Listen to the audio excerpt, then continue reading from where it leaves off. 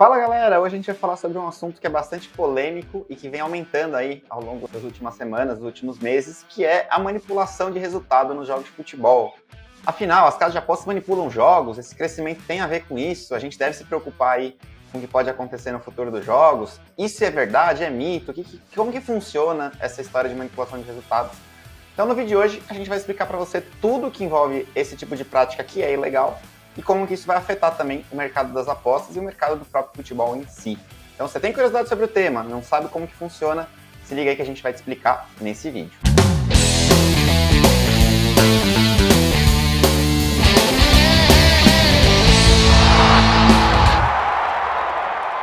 Bom, galera, como vocês já devem ter percebido, houve um crescimento muito grande nas apostas esportivas no Brasil. Isso vale tanto pelo processo de regulamentação que está em andamento, mas principalmente pelo patrocínio das casas de apostas aos times brasileiros, né? A gente tem aí mais de 50% das equipes da Série A com algum nível de patrocínio, nem que seja uma manga, ou enfim, as placas publicitárias aí já chega, acho que quase 100% dos times, né?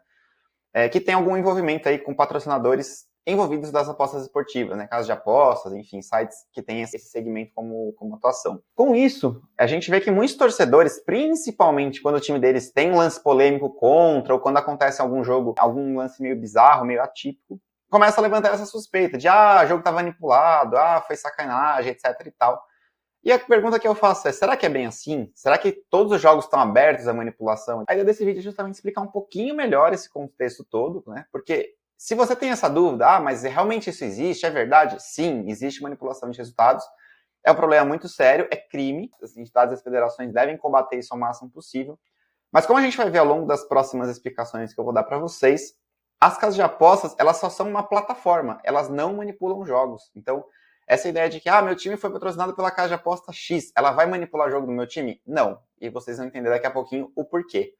Antes, o que seria essa manipulação de resultado, né? Só para vocês entenderem com mais clareza. Vamos supor que existe uma máfia de apostadores, que seriam, obviamente, criminosos, porque eles estão aí fazendo uma coisa que é ilegal, que é combinar os resultados de jogos, e eles querem garantir uma aposta para socar dinheiro lá e, obviamente, ter um lucro meio que garantido, porque sabem que alguém dentro de campo vai fazer aquela função. Então, eles abordam aí um jogador ou um árbitro, enfim, alguém que eles queiram comprar e oferecem uma grana para o cara fazer aí algum ato ilícito e tal. Em alguns jogos, isso nem é necessário, né? Então, vamos supor que eles queiram comprar uma vitória do time mandante, o time mandante está bem e começa a fazer os gols naturalmente, os caras que estão ali para eventualmente garantir esse resultado, talvez nem precisam fazer nada, né? Se você acompanhou lá a máfia do apito em 2005, você deve ter visto que o próprio Edilson, no livro dele, nas entrevistas que ele deu, comenta que em alguns jogos ele tinha que fazer resultados e ele não conseguiu, ou por uma atuação muito boa individual. Eu acho que ele cita muito o Edmundo, num jogo entre Figueirense e Juventude, que fez 3 gols, enfim, né? Ou porque os próprios jogadores ali acabaram... O cenário do jogo já indicava uma aposta vencedora sem precisar desse tipo de ação. Mas em outros casos eles podem agir. É um grave crime, tanto de quem está fazendo a aquisição desse resultado, né, a manipulação em si, como do próprio jogador que aceita entrar para esse esquema. Dito isso, assim, considerando esse cenário, por que eu falei que as casas de apostas não estão envolvidas nesse sistema, né? Por que elas são só uma ferramenta e não necessariamente elas vão manipular o jogo? O primeiro ponto que você tem que entender e saber é que as casas de apostas ganham dinheiro com uma partida sem depender do resultado do jogo, tá? Então, tanto faz se vai ser vitória do mandante, se vai ser empate, se vai ser over, se vai ser under, todas as cotações têm uma margem de lucro embutida lá dentro, dentro das doses, das cotações que elas oferecem aos seus usuários, em que qualquer cenário do jogo, a casa de apostas ganha dinheiro, tá? Então vamos dar um exemplo. Vamos supor que tem um jogo aí entre Palmeiras e Corinthians e que a chance de ter um over, um under, um 2,5 seja igual, né? 50% de chance de ser over, 50% de ser under, essa é a ideia que a gente tem nesse mercado. Se você entende de cotação, né, você já sabe que para converter uma chance de 50%, a odd justa é 2, né? Basta dividir aí 1 pela probabilidade. Então, se a gente divide 1 por 2, que seria essa odd justa que eu estou falando, a gente teria 0,5, que é igual a 50%, que é a chance que a gente está dando para esse jogo. Sabe quando que você vai encontrar uma odd 2 para os dois lados nas casas de apostas? Nunca, porque elas têm ali uma margem de lucro embutida. Então, você vai ter 1,95 para cada lado, por exemplo, né? Então, como que funciona na prática? Se você apostou R$100 que esse jogo vai ser over, né? E outra pessoa apostou R$100 que ele vai ser under, a casa de apostas vai receber R$100 da aposta perdedora e vai pagar 95 para a aposta vencedora. Ou seja, ela lucrou 5. Quanto maior a margem de lucro, essa odd pode ser 93, pode ser 90 para cada lado, aí fica menos atrativo para o apostador e mais lucrativo para as casas de apostas. tá? Então, assim, tanto faz para ela se vai ser over, se vai ser under, se o mandante vai ganhar, se vai ser goleada, se vai ter muito gol, pouco gol, se ambas marcam, não marcam. Elas vão ganhar em todos os cenários, tá? Considerando isso, e agora que você entendeu essa margem de lucro que as casas embutem aí nas cotações, entra um segundo fator super importante, que é as casas de apostas provavelmente são as maiores interessadas na lisura de um campeonato. Porque, assim, aqui no Brasil em especial, existe já uma restrição ou uma questão mais, assim, vamos dizer, de não olhar bem para as apostas, entender que é jogo, etc e tal. Então já existe uma barreira de entrada muito grande de usuários. Como vocês viram, se a cada R$100 a casa de apostas lucra, por exemplo, R$10 com essa margem de lucro, ou 5, se as pessoas apostam R$1.000, elas lucram mais, R$100. Se elas vão aumentando para 10 mil, R$1.000. Então, assim, a margem de lucro delas, o lucro efetivo que as casas de apostas têm com o crescimento do volume de apostadores é maior. Né? Eles vão escalando esse lucro quanto mais gente aposta e investe na plataforma deles. Se existe muita manipulação e uma suspeita de que os jogos estão fraudados, as pessoas não vão querer apostar, elas vão se afastar disso. Isso não é para mim. Isso aí tá roubado, eu não vou nem pôr meu dinheiro nisso aí, não sou louco, etc e tal. Né? Então, elas são super interessadas em mostrar que o campeonato é limpo. Existem já até notícias aí de casos de apostas que notificam as federações sobre jogos que têm uma atividade suspeita ali dos próprios apostadores. E elas querem justamente a idoneidade do campeonato para que as pessoas confiem que os jogos realmente são justos e que as apostas vão ser ganhas ou perdidas de acordo aí com o desenrolar do jogo, e não porque tem alguém comprado, alguém que está manipulando aquele resultado. Beleza? Então, primeiro ponto para entender sobre manipulação de resultado. Casas de apostas não manipulam jogos. Né? E eu estou falando, obviamente, das casas de apostas regulamentadas, fiscalizadas, enfim, não estou falando de alguma lavagem de dinheiro, alguma coisa que possa parecer ilegal por aí. Beleza? A gente pode até fazer um paralelo das casas de apostas com o VAR, né, que é a ferramenta lá da arbitragem. A gente vê muita gente reclamando que o VAR não funciona, que o VAR não presta. O VAR é uma ferramenta, é um vídeo. Né? Se os nossos juízes não são competentes o suficiente para usá-la da maneira adequada, e recentemente a gente teve um lance bizarro aí de um gol anulado pelo Cruzeiro, o árbitro de vídeo conseguiu errar a linha da última linha defensiva, o problema não é do VAR, é de quem usa a ferramenta. Da mesma forma, o problema não está nas casas de apostas, está nos usuários dessas casas de apostas. E que são golpistas, que se não existissem as apostas, buscariam alguma coisa em Bitcoin, buscariam alguma coisa em investimentos, prometendo novos planos. Enfim, a gente tem várias pirâmides e esquemas de golpes, enfim, que devem ser combatidos. Mas as casas de apostas, elas nunca vão estar envolvidas nesse processo. Elas são só uma ferramenta que oferecem cotação, e aí o que os usuários fazem com isso é o problema. Seguindo aqui a nossa análise, a gente tem que passar para a parte de como os apostadores utilizam isso para manipular os jogos. Uma vez que as casas de apostas não são as principais responsáveis por isso, sim os apostadores que utilizam essa ferramenta para manipular os jogos, como que isso funciona na prática, né? Até para você entender como torcedor, meu time foi prejudicado, não foi, etc e tal. Primeiro ponto a entender, a manipulação acontece com a compra de um jogador, né? Com o investimento ali que ele vai ajudá-lo. Pense agora no Campeonato Brasileiro.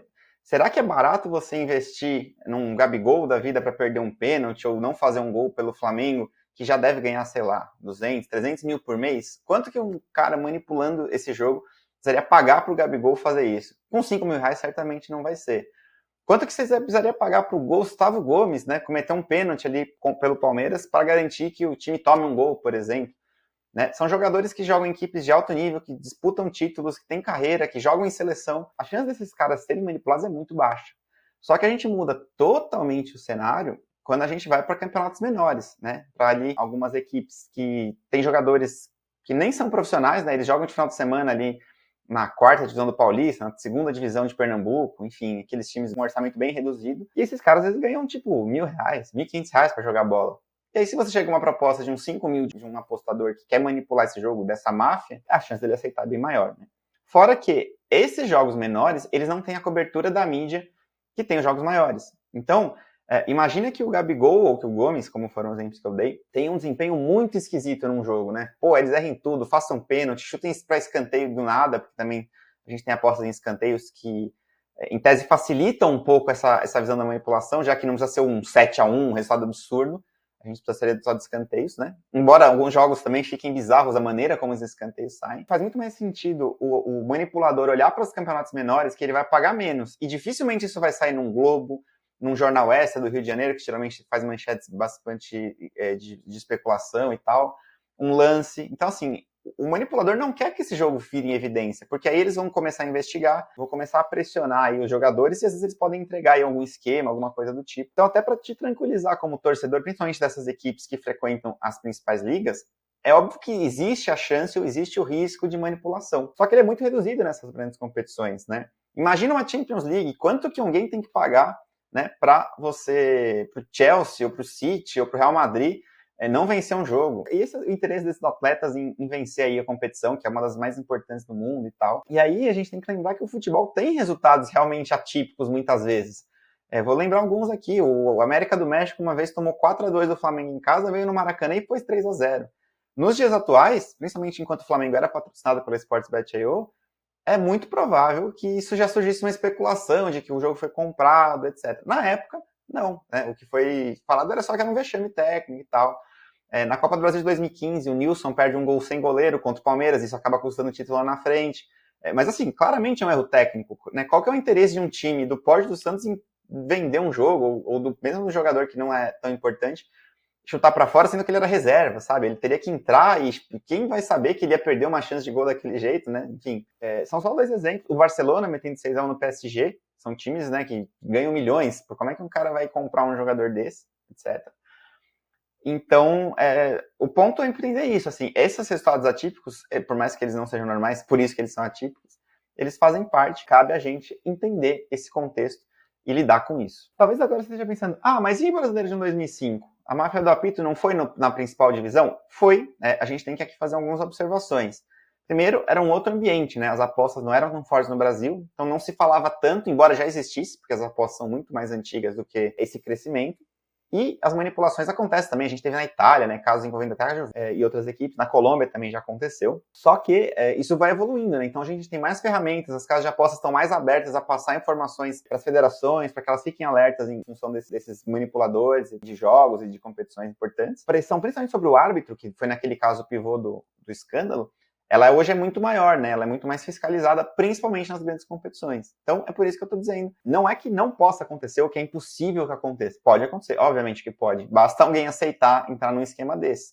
Só que a chance é muito menor porque o custo é alto para o manipulador, o risco também é maior por conta da mídia, e hoje as próprias casas de apostas, como não têm interesse nesse tipo de prática, porque denigre um próprio mercado que eles estão trabalhando, ou prejudica o crescimento de novos apostadores, a gente tem, então, um cenário mais desafiador para o manipulador atuar nessas grandes ligas. Isso é uma coisa que a gente pode ficar de olho. Para fechar, então, como que a gente pode lidar com isso, né? De maneira natural, né? A gente tem que entender que, assim como no mundo dos investimentos, do Bitcoin, existem bons investidores, bons fundos e existem sim golpistas, também vão existir aqui nas apostas, né? Enquanto apostador, você não tem como ficar se preocupando com isso ou controlando essa questão, né? O que eu recomendo é que você entenda isso com naturalidade. Se você faz uma boa gestão de banca, num jogo que foi manipulado contra a sua posição, encare como um hedge normal. Lógico que é incômodo você perder uma aposta por conta de um evento externo, de algo que não estava no seu controle, que foi feito de maneira de sacanagem mesmo. Mas não adianta também ficar remoendo isso ou querendo recuperar com calma. E no longo prazo, se você aposta em ligas menores aí, provavelmente vai acontecer de alguns jogos serem contra a sua posição e outros a favor. O importante é estar de olho no mercado, né? Ver se não tem alguma movimentação muito atípica, algo muito esquisito, né? Uma linha totalmente absurda, para que você evite essas furadas, né? E o máximo de informação que você puder sobre as equipes, sobre as condições financeiras, etc. É sempre bem-vindo. E como torcedor? Cara, eu também acho que você pode relaxar, assim, principalmente se você torce para equipes de maior proporção, que estão na mídia, né?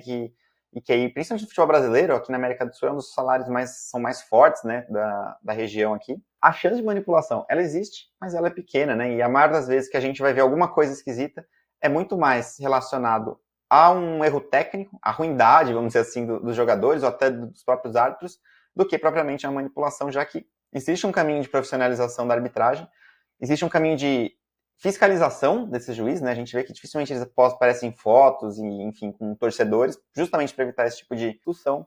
E aí você pode acompanhar de uma maneira mais tranquila e entender que as casas de apostas jamais vão manipular jogos, eles são apenas uma ferramenta para o apostador poder investir nessas partidas. E, infelizmente, nesse pacote aí, de cada 100 apostadores, vai ter um ou outro que vai tentar burlar alguma regra, enfim, trazer aí algum tipo de malefício. Mas o que a gente pode fazer em relação a isso? Muito pouco, né? A gente tem que só incentivar, e a gente tem visto um movimento de maior controle, de maior fiscalização, para que isso não afete tanto as nossas apostas. Então é isso, galera. Espero que tenha dado para entender um pouco desse contexto do mercado, que vocês possam usar essa informação a seu favor, tanto para também não ficar tão neurótico, né, com esses erros e tal. As apostas, independente do crescimento, e eu acho até que esse crescimento que todo mundo tem mencionado na hora de fazer esses questionamentos, eles são até benéficos, né, para que esse mercado seja melhor regulamentado e fiscalizado aí pelas entidades competentes, justamente porque as casas de apostas também querem aí um campeonato limpo, né, e com menor interferência possível. Se você for com alguma dúvida, tem alguma ponderação sobre essa questão, você pode deixar nos comentários.